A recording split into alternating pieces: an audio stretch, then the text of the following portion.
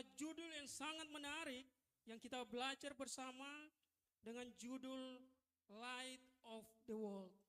Light of the World atau terang dunia. Mungkin bagi Bapak Ibu yang baru hadir pertama kali dalam ibadah HGC Jakarta, selamat datang, kita saudara dalam Tuhan. Dan apakah semua sudah punya kertas ini? Kertas outline khotbah kita? Sudah punya? Jadi nanti setiap huruf yang ada underline warna merah, nanti Bapak Ibu akan mengisi di outline khotbah yang sudah dibagikan. Firman Tuhan bagi kita hari ini dalam Yohanes pada pasal yang ke-8, ayat yang ke-12. Injil Yohanes pada pasal yang ke-8, ayat yang ke-12. Saya bacakan bagi kita, Injil Yohanes pada pasal yang ke-8, ayat yang ke-12, demikianlah firman Tuhan. Maka Yesus berkata pula kepada orang banyak, katanya, Akulah terang dunia.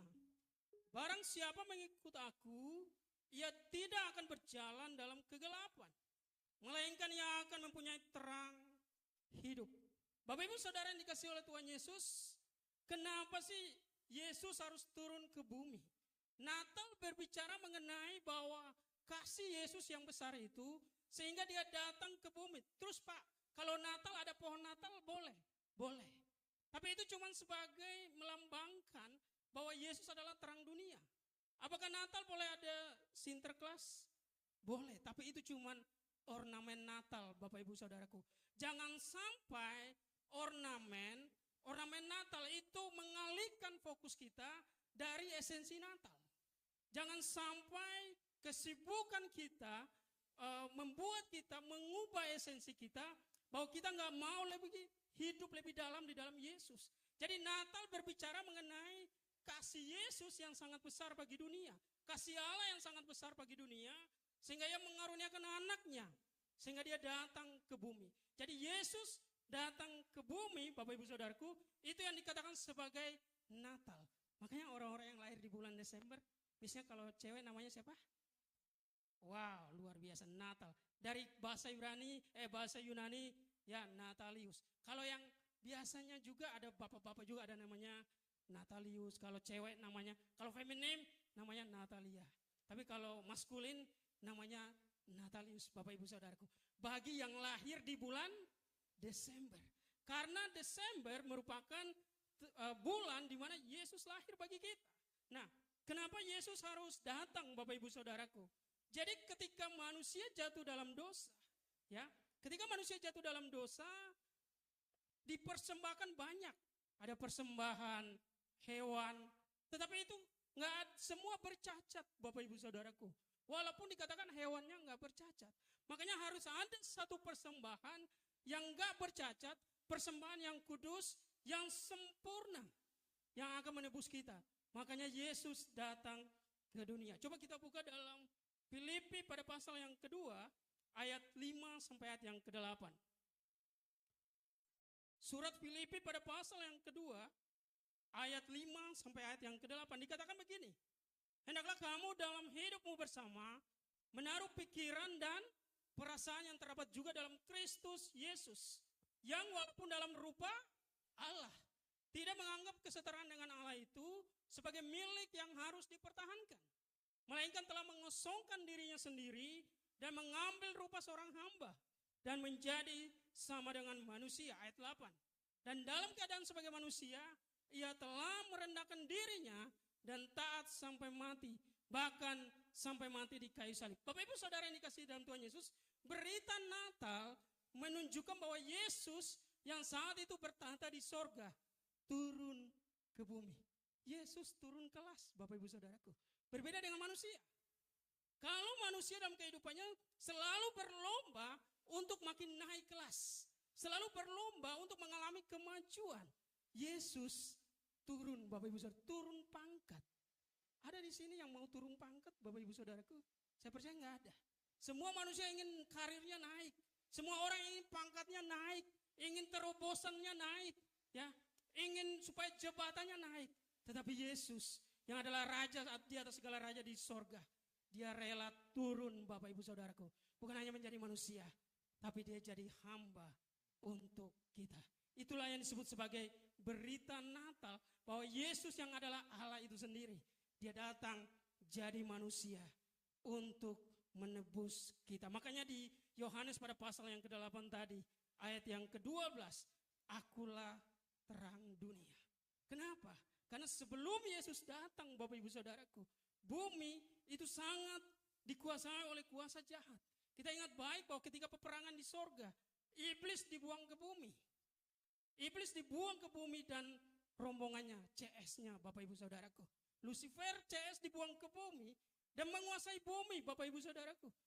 Dan ketika Yesus datang, Yesus katakan, bumi yang tadinya sudah gelap, dikatakan Yesus, akulah terang dunia. Barang siapa mengikuti aku, ia tidak akan berjalan dalam kegelapan, melainkan ia mempunyai terang hidup.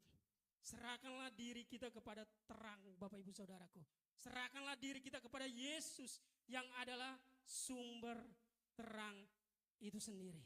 Makanya kalau kita merayakan Natal, biasanya kan ada dulu waktu kecil pohon terang, ya pohon cemara, pohon Natal Bapak Ibu Saudaraku, ya itu hanya tiruan, itu cuma melambangkan.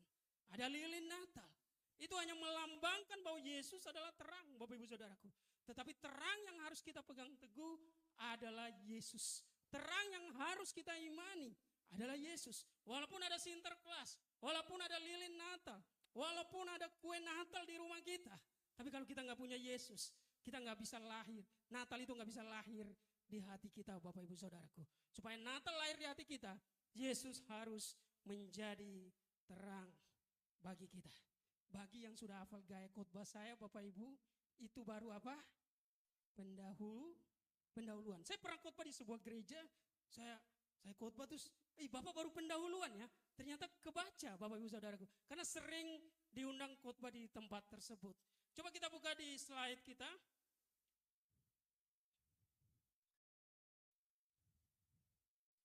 Dikatakan begini, Yesus adalah terang dunia. Akulah terang dunia.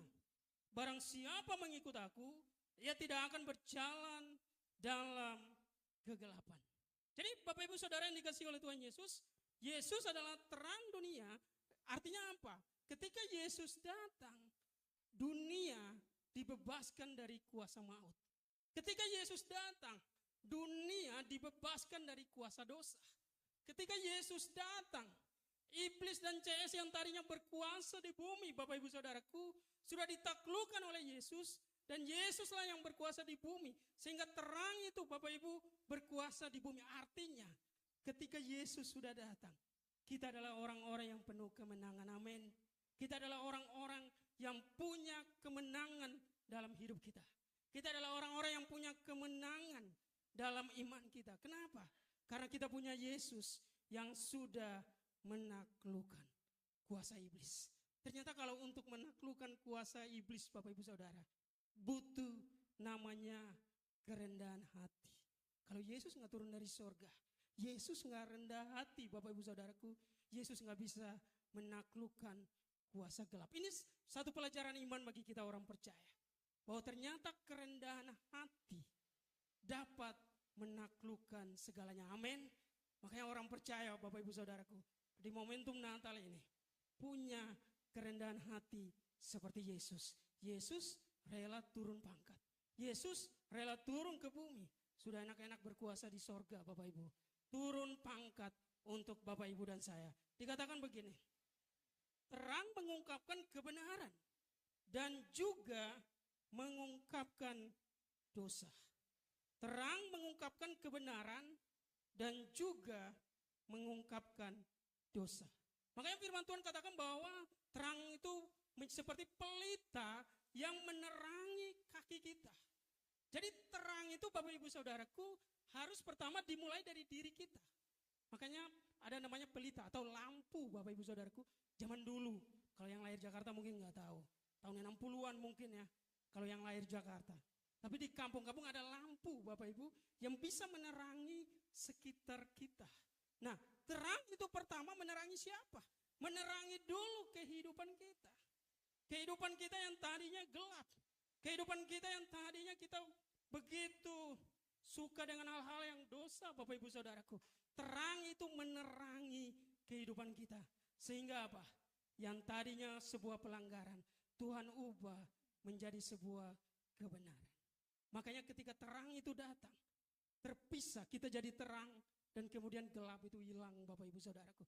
Artinya di momentum Natal, kita adalah anak-anak terangnya Tuhan. Amin. Makanya anak muda, gak usah nongkrong di tempat gelap. Karena kalian anak terang, amin. Ya janji ya, gak usah nongkrong di tempat yang agak gelap-gelap. Yang sudah nikah gak usah ketawa. Pengalaman, suhu Bapak Ibu Saudaraku, pengalaman paling jago zaman dulu mungkin Bapak Ibu Saudara. Ya, jadi artinya kita sudah disebut sebagai terang dunia. Gak usah lagi hidup dalam kegelapan Bapak Ibu Saudaraku. Hiduplah dalam terang. Berita Natal bagi kita di sore hari ini, sore malam hari ini, supaya kita hidup di dalam terang. Dikatakan begini, tetapi manusia lebih menyukai kegelapan daripada terang. Sebab perbuatan-perbuatan mereka jahat. Coba kita buka dalam Yohanes pada pasal yang ketiga ayat yang ke-19. Yohanes pada pasal yang ketiga ayat yang ke-19. Dikatakan begini, dan inilah hukum itu. Terang telah datang ke dalam dunia. Tetapi manusia lebih menyukai kegelapan daripada terang. Sebab perbuatan-perbuatan mereka jahat. Bapak Ibu Saudara yang dikasihi oleh Tuhan Yesus, di sini dikatakan bahwa terkadang kita lebih menyukai akan kegelapan. Tahu nggak Bapak Ibu kalau kita baca Alkitab, itu ada namanya kitab paling terakhir dari Perjanjian Lama, apa namanya Bapak Ibu? Perjanjian Lama. Perjanjian, ayo diingat-ingat coba ya. Sekolah minggu lagi ingat baik. Kita kan gampang ya. Tinggal buka cuman ada kertas, ada pembatas warna putih ya. Maleakhi, kertas pembatas warna putih, kemudian Matius. Nah, era itu disebut sebagai era kegelapan. Kenapa? Karena Tuhan nggak berfirman kepada seorang pun di Israel. Nggak ada nabi, nggak ada orang yang memberitakan firman Tuhan, Bapak Ibu Saudaraku. Tetapi justru melalui zaman setelah zaman kegelapan itu, langsung datang berita anugerah bagi dunia. Berita Natal muncul setelah era kegelapan. Mungkin Bapak Ibu Saudaraku, kita terkadang lebih menyukai akan hal-hal yang kegelapan. Sisi-sisi kegelapan kita. Ada namanya manusia kan punya dark side ya. Sisi gelapnya kita Bapak Ibu Saudaraku. Dan terkadang hanya kita dan Tuhan yang tahu. Orang lain gak tahu Bapak Ibu Saudaraku. Justru melalui firman Tuhan ini, Tuhan mau menerangi sisi gelap kita. Tuhan mau supaya sisi gelap kita terbuka, Tuhan tahu, dan kita serahkan kepada Tuhan. Dan Tuhan ubah menjadi sebuah kebenaran. Yang tadinya kegelapan, Tuhan ubah menjadi hal-hal yang terang Bapak Ibu Saudaraku. Dikatakan begini, kita adalah terang dunia. Karena Yesus sang terang tinggal di dalam kita. Kita adalah terang dunia karena Yesus sang terang itu tinggal di dalam kita. Matius pada pasal yang kelima ayat yang ke-14. Matius pada pasal yang kelima ayat yang ke-14. Dikatakan begini, kamu adalah terang dunia. Kota yang terletak di atas gunung tidak mungkin tersembunyi. Jadi Bapak Ibu Saudara yang dikasihi oleh Tuhan Yesus, setelah Yesus datang ke bumi, setelah Yesus lahir di momen Natal, kita disebut sebagai orang-orang yang punya terang itu sendiri. Kenapa? Sang terang itu seperti Yohanes pada pasal yang ke-8 tadi ayat 12. Terang itu telah bercahaya di dalam kita.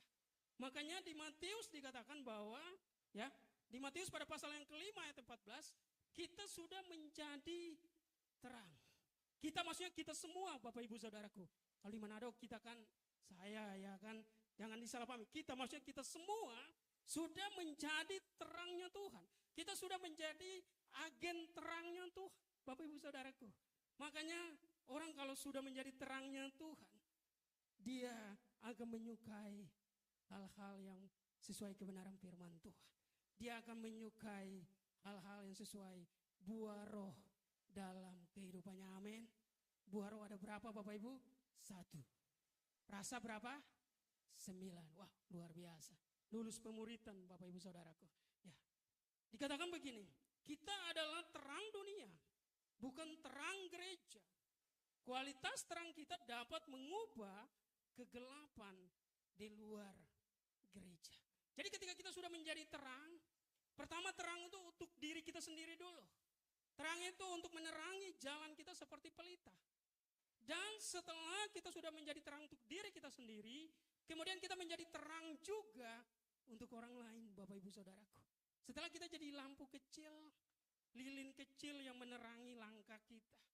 Kemudian kita akan menjadi lilin besar yang akan menerangi di sekitar kita. Jadi yang pertama terang itu untuk diri pribadi kita. Kemudian yang kedua untuk umum Bapak Ibu Saudaraku. Atau untuk banyak orang. Makanya kalau jadi garam di luar gereja Bapak Ibu Saudaraku. Kenapa? Di gereja sudah gudang garam. Sudah banyak garam, semua sudah garam Bapak Ibu Saudaraku. Kalau kita jadi terang di luar gereja. Kenapa? Di dalam gereja sudah banyak terang. Silau Bapak Ibu Saudaraku. Karena semua terang semua Bapak Ibu Saudaraku. Jadi kalau kita mau menjadi terang, kita jadi terang di luar gereja. Kalau kita ingat kisahnya Lot Bapak Ibu Saudaraku. Dia dan kedua anak ceweknya, anak perempuannya. Kota itu sudah jatuh. Kota itu hidupnya sangat najis Bapak Ibu Saudaraku. Tapi mereka gak terpengaruh dengan kehidupan Sodom dan Gomora. Cuman minoritas. Cuma 3 orang. Tapi kehidupan mereka gak terpengaruh oleh ribuan penduduk dari Sodom dan Gomora. Artinya sebenarnya di sini kita melihat. Kalau kita mau jadi terang. Jumlah bukanlah persoalan, amin. Dimanapun. Ya, kapanpun, siapapun kita. Mau kita sendiri. Mau kita berdua, bertiga. Kita bisa jadi terang. Justru Tuhan menuntun kita ke tempat kita yang sekarang. Untuk kita jadi terang. Kita jadi terang di pekerjaan kita Bapak Ibu Saudaraku. Kita jadi terang di komunitas kita. Kita jadi terang juga di tetangga kita. Kita jadi terang di pekerjaan kita. Di setiap usaha bisnis kita. Kita jadi terang. Dikatakan begini. Semakin kita menghidupi firman. Maka terang yang ada pada kita akan semakin besar. Jadi ketika kita makin mau untuk melakukan kebenaran firman Tuhan, maka Bapak Ibu Saudara yang dikasihi oleh Tuhan Yesus, terang itu semakin bertambah besar, semakin bercahaya di dalam kita. Saya ingat ada sebuah cerita begini. Ada seorang teman saya, dia sekolah di sekolah teologi juga, dan ketika ada sebuah konflik, ya, kampus mereka sama orang lain mau dibakar Bapak Ibu Saudaraku, diserang, bukan dibakar. Nah, ketika orang-orang itu sampai, mereka melihat apa? Mereka melihat terang yang ada di kampus tersebut. Dan ada orang yang pegang pedang. Jadi orang-orang yang dari kampung yang lain itu, mereka lari Bapak Ibu Saudaraku. Besoknya tetangga kampus itu cerita. Kemarin ada orang yang pegang pedang Bapak Ibu Saudaraku. Ya baju putih dan kemudian massa itu lari. Kenapa?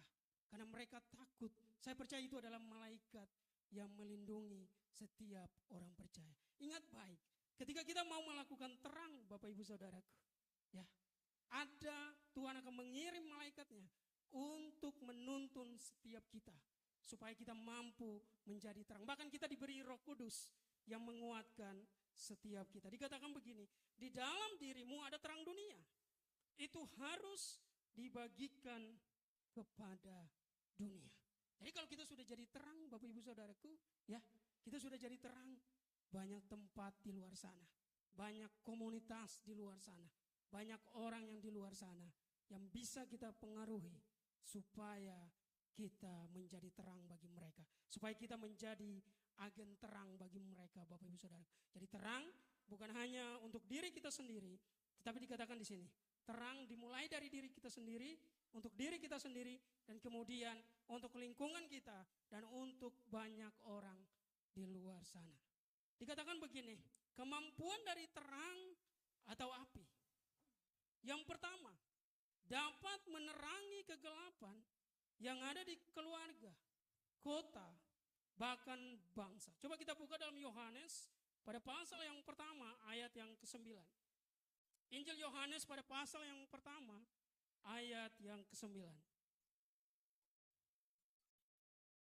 Terang yang sesungguhnya yang menerangi setiap orang sedang datang ke dalam dunia. Jadi hari ini kalau kita sudah mendengar berita Natal itu, bahwa berita Natal Bapak Ibu Saudaraku berbicara mengenai Yesus adalah terang yang telah datang ke dalam dunia. Dan Yesus yang sama yang harus kita pegang kuat dalam iman kita orang percaya. Barulah kita menghayati arti Natal yang sesungguhnya. Jadi Natal bukan berbicara bukan hanya perhiasan. Natal berbicara bukan hanya ornamen. Tetapi Natal berbicara kita hidup melekat pada Tuhan Yesus. Amin. Makanya berita Natal, Yesus harus lahir di hati kita dan mengubahkan kehidupan kita supaya kita menjadi agen-agen terang dunia. Berikan terang, maka kegelapan akan menghilang dengan sendirinya. Pernah nggak kita berikan kesempatan Yesus mengubah kehidupan kita, Bapak Ibu Saudaraku? Ketika Yesus mengubah kehidupan kita, Roh Kudus mengubah kehidupan kita, maka kegelapan itu akan hilang sendirinya. Yang penting kita buka hati, Bapak Ibu Saudara. Buka hati, terima ya Yesus sebagai sang terang itu, Roh Kudus akan mengubahkan hati kita. Sehingga apa? Yang gelap itu akan perlahan-lahan akan hilang dari kehidupan kita. Mau itu namanya sisi gelap kita, sisi dark side kita, yang hanya kita dan Tuhan yang tahu. Kalau kita berikan kesempatan kepada Roh Kudus, Dia akan mengubahkan kita. Sehingga hidup kita menjadi terang bagi banyak orang. Dikatakan begini, ketika difokuskan, bisa memotong barang, bahkan bisa memotong tumor dan kanker dalam hidup kita. Coba kita buka dalam Ibrani pada pasal yang keempat ayat yang ke-12. Ibrani pada pasal yang keempat ayat yang ke-12. Sebab firman Allah hidup dan kuat dan lebih tajam daripada pedang bermata dua manapun. Ia menusuk amat dalam sampai memisahkan jiwa dan roh, sendi-sendi dan sumsumnya. Ia sanggup membedakan pertimbangan dan pikiran hati kita. Bapak Ibu Saudara yang dikasihi oleh Tuhan Yesus, artinya ketika kita mendengar firman Tuhan mampu mengubahkan kehidupan kita. Yang dulunya kita nggak dianggap orang, yang dulunya kita direndahkan orang, yang dulunya hidup kita di era kegelapan, Tuhan mengubahkannya menjadi terang, Bapak Ibu Saudara yang dikasihi oleh Tuhan Yesus. Makanya dikatakan terang itu seperti tumor atau kanker dalam hidup kita yang bisa dipotong, ya, yang bisa dioperasi. Makanya kalau orang potong besi, Bapak Ibu Saudaraku, itu kan ada alat yang dicolok ke listrik yang bisa menghancurkan setiap besi. Artinya terang itu kalau kita berikan kesempatan di dalam kehidupan kita, terang itu mampu memisahkan hal-hal gelap dalam kehidupan kita, mampu memisahkan dosa dalam kehidupan kita, sehingga kita menjadi orang-orang yang hidup terang di hadapan Tuhan. Makanya Bapak Ibu Saudara yang dikasihi oleh Tuhan Yesus, mari sebagai orang percaya dikatakan begini, membuat perubahan dalam kehidupan pribadi, keluarga, dan komunitas. Kalau kita sudah menjadi terang dunia, karena Yesus kita adalah sumber terang. Ya, kita adalah terang dunia. Seperti Matius tadi, Bapak Ibu Saudaraku. Kita akan mampu menerangi banyak orang. Dimulai dari kita dan juga komunitas kita, orang-orang di sekitar kita. Dan dikatakan kehadiran Yesus dalam hidup Zakeus mengubah dan masa depannya, bahkan membawa keselamatan dalam hidupnya. Coba kita buka dalam Lukas pada pasal yang ke-19 ayat 5 sampai ayat yang ke-9. Lukas pada pasal yang ke-19 ayat 5 sampai ayat yang ke-9. Ya, Injil Lukas, ketika Yesus sampai ke tempat itu atau ke kota Yeriko, ia melihat ke atas dan berkata kepada Zakeus, "Segeralah turun, sebab hari ini aku harus menumpang di rumahmu." Lalu Zakeus segera turun dan menerima Yesus dengan sukacita. Ayat yang ke-7. Tetapi semua orang yang melihat hal itu bersungut-sungut, katanya, ia menumpang di rumah orang berdosa. Kemudian ayat yang ke-8, tetapi Zakheus berdiri dan berkata kepada Tuhan, Tuhan, setengah dari milikku akan kuberikan kepada orang miskin, dan sekiranya ada sesuatu yang kuperas dari seseorang, akan kukembalikan 4 kali lipat. Ayat yang ke-9. Kata Yesus kepadanya, hari ini telah terjadi keselamatan kepada rumah ini, karena orang ini pun anak Abraham. Bapak Ibu Saudara yang dikasihi oleh Tuhan Yesus, ketika Yesus masuk ke kota Yeriko adalah kota perdagangan. Kota dagang, Bapak Ibu Saudaraku. Dan namanya kota dagang, berarti ada dirjen bea cukai. Siapa dirjen bea cukainya Bapak Ibu? Zakheus. Dia bos dirjen, kalau hari ini disebut dirjen bea cukai. Dirjen cukai Bapak Ibu, yang akan membebankan cukai kepada setiap barang yang diperdagangkan. Dan ketika Yesus masuk ke Yeriko, Yesus menjadi viral. Banyak orang mau ketemu dengan Yesus. Banyak orang mau disembuhkan. Banyak orang mau dipulihkan. Apakah Yesus mau melihat ke atas, Bapak Ibu Saudaraku? Ternyata Yesus tahu bahwa Zakheus mau diubahkan. Sehingga di tengah begitu banyak orang, Yesus mau lihat ke atas. Karena Zakheus ada di atas pohon, Bapak Ibu. Dia pendek dan dia nggak bisa melihat Yesus. Karena saking banyak orangnya. Apa yang kita bisa pelajari dari sini? Ada berita sukacita bagi seorang Zakheus. Dia punya komitmen untuk berubah. Dan perubahan dari Zakheus membawa dia menjadi agen terang. Bahkan dia katakan, kalau seseorang yang dia peras, dia akan ganti 4 kali lipat. Bapak Ibu Saudara yang dikasihi oleh Tuhan Yesus, ketika kita sudah menerima berita anugerah, ketika kita sudah menerima Yesus sebagai Tuhan dan Juru Selamat, itu tidak bisa menggantikan apapun. Amin. Ketika kita sudah punya Tuhan yang adalah sang terang itu dalam kehidupan kita, itu gak bisa digantikan oleh harta apapun.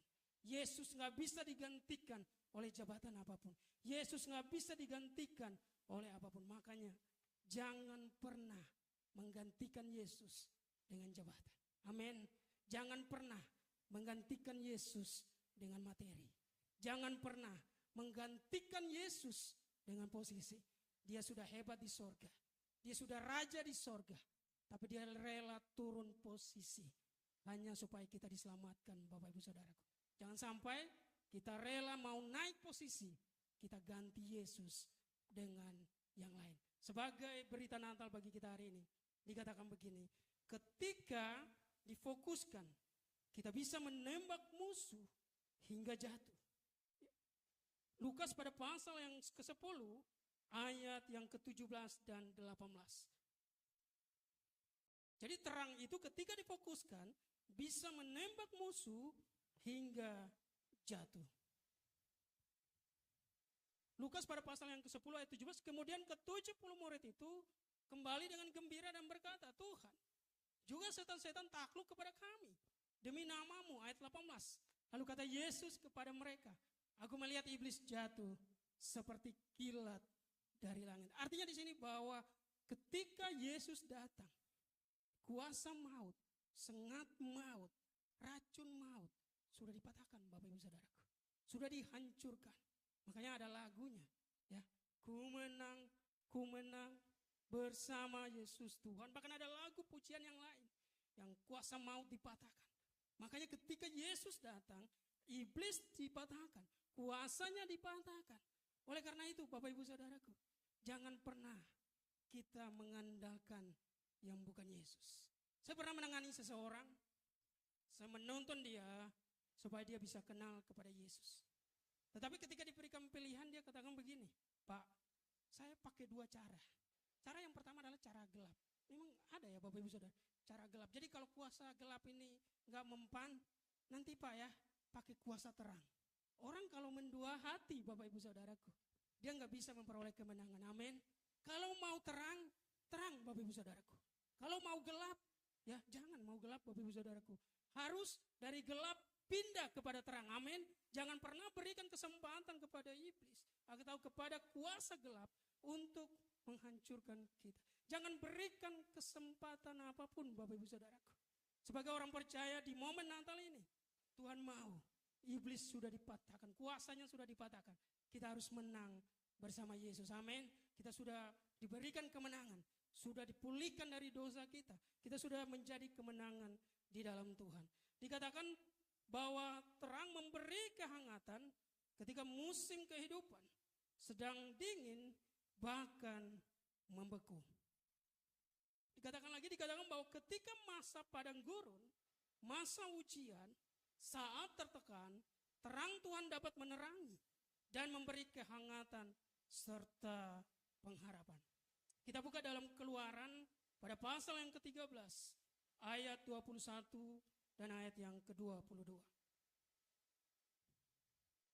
Keluaran pada pasal yang ke-13, ayat 21 dan juga ayat 22.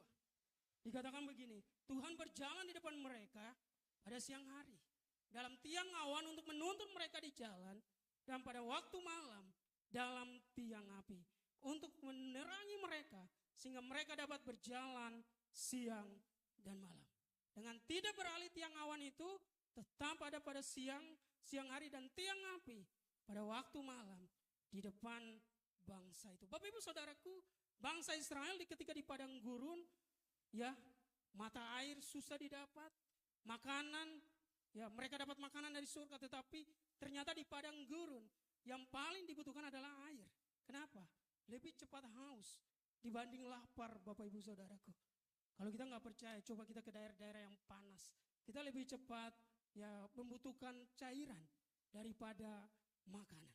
Nah, ternyata di padang gurun, di momen padang gurun, Tuhan tetap menuntun bangsa Israel. Malam ada tiang api, siang ada tiang awan. Bapak Ibu Saudaraku, padang gurun berbicara mengenai proses Tuhan dalam kehidupan kita. Mungkin saat ini kita mengalami tekanan yang gak mudah.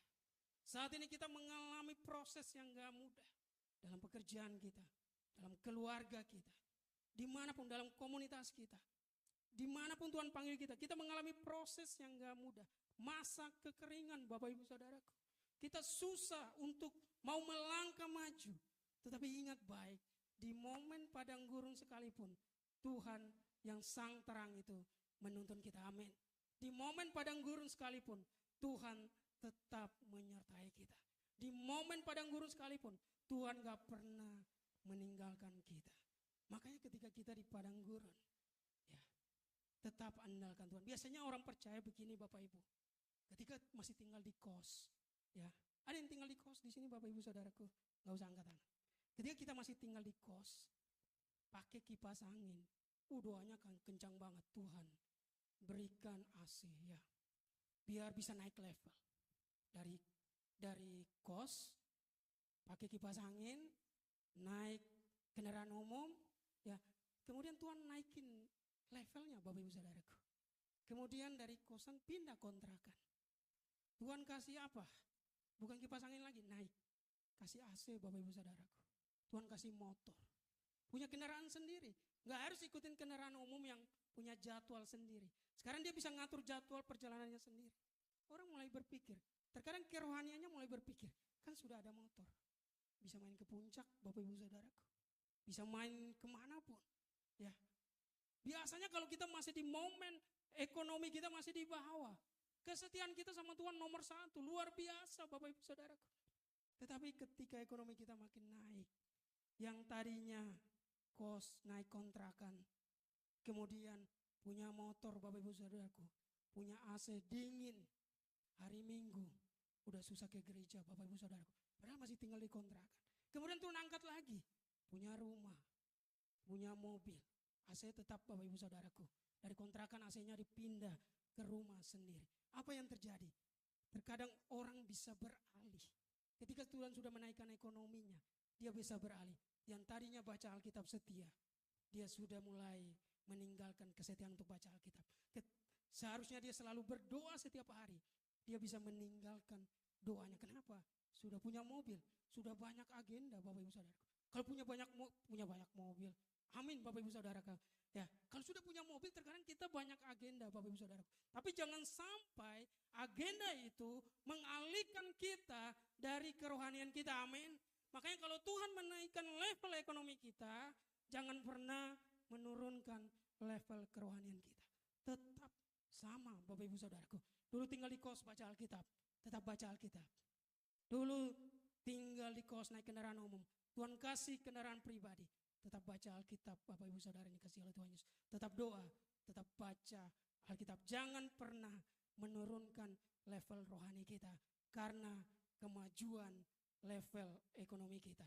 Dikatakan begini, cara terang bekerja. Apabila lilin mau tetap berfungsi, menjadi terang, maka ia harus merelakan dirinya terbakar. Agar semua fungsi hidupnya menjadi maksimal. Coba kita buka dalam Filipi pada pasal yang ketiga, ayat 13 dan 14. Filipi pada pasal yang ketiga, ayat 13 dan 14. Dikatakan begini, saudara-saudara, aku sendiri tidak menganggap bahwa aku telah menangkapnya, tetapi ini yang kulakukan. Aku melupakan apa yang telah di belakangku dan mengarahkan diri kepada apa yang di hadapanku. Kemudian ayat 14, dan berlari-lari kepada tujuan untuk memperoleh hadiah, yaitu panggilan surgawi dari Allah dalam Kristus Yesus. Ketika Paulus masih tinggal dalam era kegelapan, dia populer Bapak Ibu Saudaraku. Oh, dia sangat disegani. Paulus bisa mengeluarkan surat untuk menghukum orang. Ya, ketika Paulus masih hidup dalam era kegelapan, dia belum menjadi terangnya Tuhan Bapak Ibu Saudaraku. Dia terkenal, punya pangkat yang tinggi, dia populer. Tetapi ketika dia kenal Yesus, dia sudah menjadi terang. Dikatakan, semua itu dia lupakan supaya dia bisa hidup dalam terangnya Tuhan. Ternyata Bapak Ibu Saudara yang dikasihi oleh Tuhan Yesus, kita harus merelakan sesuatu di dalam diri kita, mau dibakar oleh firman Tuhan, supaya kita bisa mengalami perubahan. Amin. Kalau kita nggak mau merelakan diri kita diubahkan oleh firman Tuhan, seperti lilin yang terbakar, sakit Bapak Ibu Saudaraku. Coba nggak percaya, ya ada lilin di sini, kita bakar jari kita, sakit. Makanya kalau orang dengar khotbah langsung tersinggung, itu bagus Bapak Ibu Saudaraku. Artinya firman Tuhan bekerja dan biar langsung bertobat. Makanya kalau firman Tuhan yang dahsyat, bukan firman Tuhan yang banyak, boleh ketawa Bapak Ibu Saudaraku, boleh tepuk tangan. Tetapi lebih penting, ketika firman Tuhan disampaikan, orang tersinggung. Itu akan membuat diri kita terbakar. Itu akan memisahkan diri kita dari hal-hal gelap menjadi terang. Dikatakan begini, kita memang terang dunia, tetapi hanya jika saklar kita dinyalakan. Ketika saklar kita dinyalakan, kita mau supaya diri kita sudah menjadi terang dunia, kita mengaktifkannya terus Bapak Ibu Saudaraku. Dimanapun kita akan jadi berkat. Kita harus siap mengeluarkan seluruh potensi hidup kita agar dapat berfungsi maksimal dalam Tuhan, maksimal bagi Tuhan dan sesama. Apa yang Tuhan percayakan bagi kita hari ini, lakukanlah itu dengan segenap hati kita. Apa yang Tuhan percayakan itu pekerjaan kita, usaha kita, bisnis kita, rumah tangga kita, sekolah kita, lakukanlah itu supaya itu menjadi berkat bagi banyak orang. Kemudian seseorang mengatakan begini, kamu adalah terang dunia, kamu adalah alat ilahi, kamu adalah keajaiban terbesar di dunia. Betul Bapak Ibu Saudaraku, kita orang percaya yang sudah menerima Yesus adalah keajaiban terbesar. Kenapa? Tadinya kita enggak layak, kita dilayakkan oleh Tuhan. Tadinya kita dijatuhkan dalam dosa, kita diangkat supaya kita menjadi agen terangnya Tuhan. Karunia, talenta, bakat, berkat, aset, serta semua potensi yang ada dalam hidup kita harus terbakar seluruhnya. Sehingga kita pulang siap menerima mahkota. Makanya ketika kita datang kepada Yesus Bapak Ibu Saudaraku, buang semua pride kita, buang semua kebanggaan kita. Mau kita pangkat tinggi, mau kita banyak materi Bapak Ibu Saudaraku. Kalau kita mau datang kepada Yesus, lupakan itu semua Bapak Ibu Saudara dikasih oleh Tuhan Yesus. Karena kita datang kepada Sang Raja yang punya segalanya. Kemarin saya baca di TikTok begini, kalau Natal jangan mabuk. Kenapa? Yang ulang tahun bisa cabut nyawa Bapak Ibu Saudaraku. Saya pikir Ini status yang bagus juga. Karena kan di daerah-daerah yang mayoritas Kristen, Bapak Ibu Saudaraku, yang Natal Yesus, yang mabuk. Banyak orang percaya banyak yang mabuk. Seharusnya Bapak Ibu Saudaraku, kalau yang Natal Yesus, kita harus kasih hadiah ke siapa? Yesus. Hidup kita menjadi terang, Bapak Ibu Saudara dikasih oleh Tuhan Yesus. Kiranya firman Tuhan di momentum Natal ini, kita adalah terang dunia.